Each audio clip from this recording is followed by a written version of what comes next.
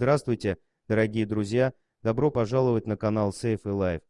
В тот год зима была особенно снежная и морозная. Голодные волки заходили чуть ли не в саму деревню, не пугаясь ни собак, ни людей. Да что собаки, они боялись даже лаять, чтобы не привлекать к себе внимания и не быть сожранными голодной стаей. Закончились уроки, и Ольга, чтобы не засидеться допоздна в школе проверять диктант, положила тетради в сумку, чтобы проверить их дома. Выключила в классе свет и поспешила домой. На улице уже стемнело. Она, вспомнив, что мать наказала ей купить хлеба и спичек, направилась в поселковый магазин. Уже с неделю стояла безветренная морозная погода, и тропа была хорошо утоптана. Идти Ольге было довольно легко, и она шла быстрым шагом, думая о чем-то своем. Отойдя от поселка метров 500, она услышала волчий вой. Но ничего, это где-то там, далеко, думала она, успею добежать до своей деревни. Ольга прибавила шагу, почти бежала. Уже было пройдено больше полпути, когда она услышала совсем рядом, позади себя злобный рык.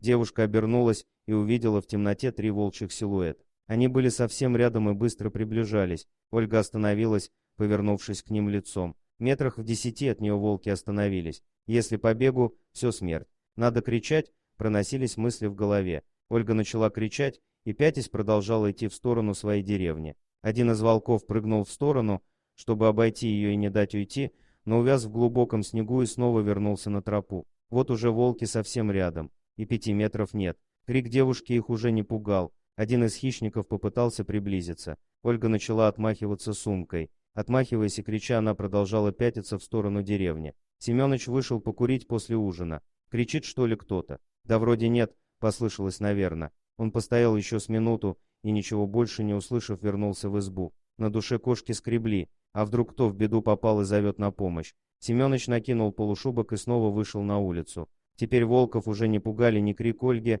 ни размахивание сумкой. Они рывками бросались к Ольге, клацая зубами. И тут она вспомнила. У нее есть спички и целая пачка тетрадей. Ольга достала спички и, шаркая по коробку и зажигая, начала кидать их в волка. Спички на лету вспыхивали, тем самым отпугивая на какое-то время стаю. Она достала тетради, выдернула лист и подожгла.